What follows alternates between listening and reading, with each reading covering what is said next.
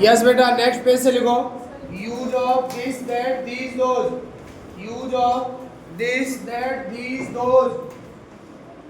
बेटा next use, use of this that this this this that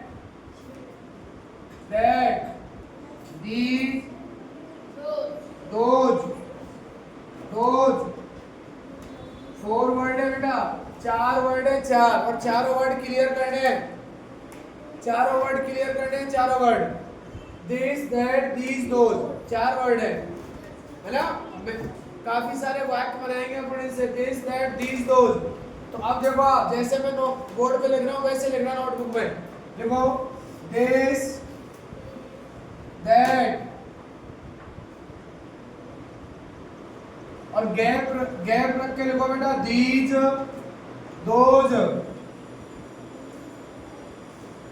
this that these those. अब देखो इधर, hello brother, everyone student look here, these this these, this these, ये दोनों शब्द जो है वो क्लियर करते हैं नियर को, पास को। जब हम कोई पास की बात बताएं तो वहां पर आपको लिखना है दिस और दीज। पास, पास का मतलब होता है नियर।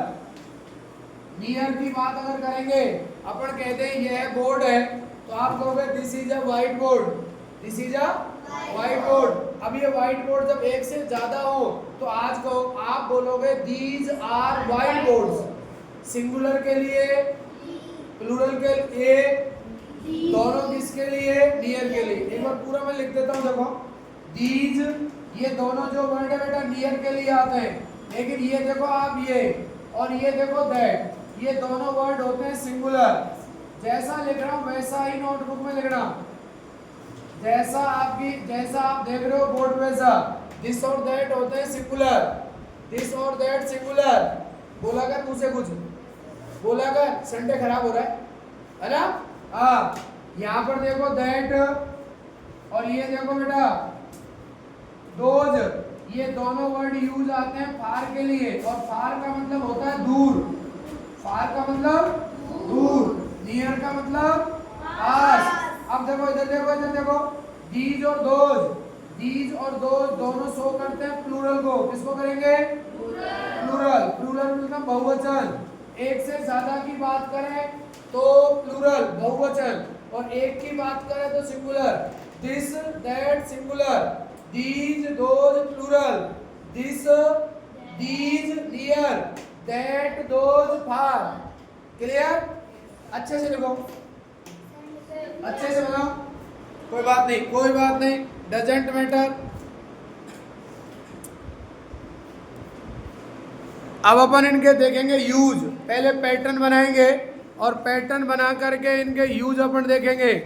दिस का यूज सिंगुलर पास के अर्थ में, दैट का यूज सिंगुलर फार के अर्थ में, दीज का यूज सिंगुलर प्लूरल नियर के अर्थ में, दोज का यूज प्लूरल फार के अर्थ में, फार के अर्थ में, फार के अर्थ में।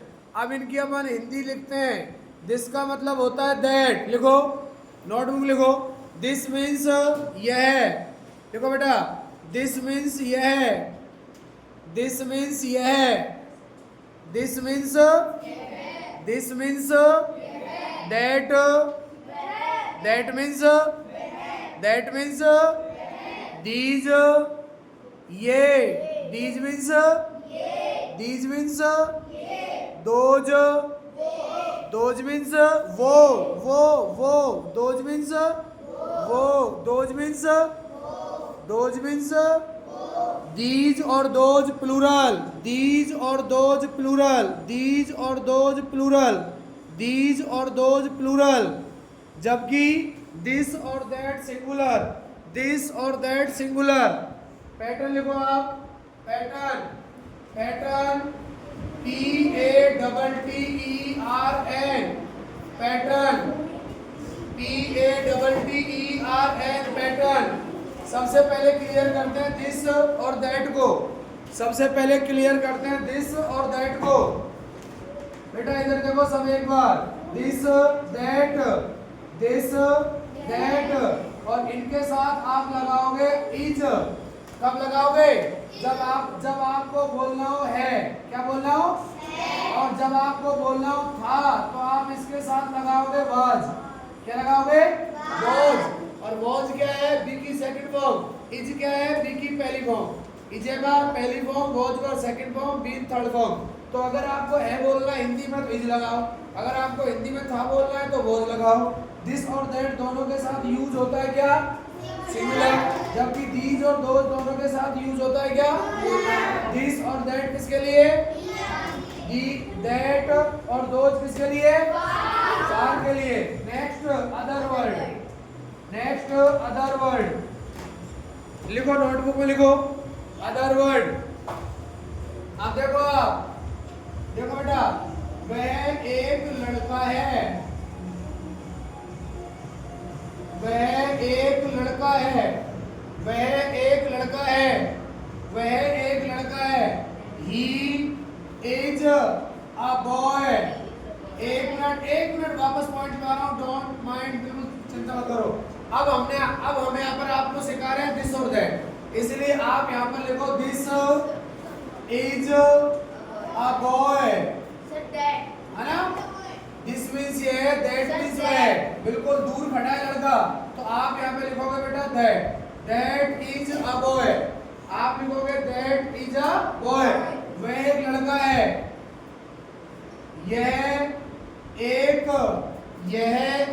घर है, यह एक घर है। आप के पास में खड़े हो, कह रहे हो कि यह एक घर है, तो आप कहोगे this is a house, this is a house. लिखो दिस इज अ हाउस। यह मेरी किताब है। वेरी गुड, शाबाश, वेल डन। वह उसकी किताब है।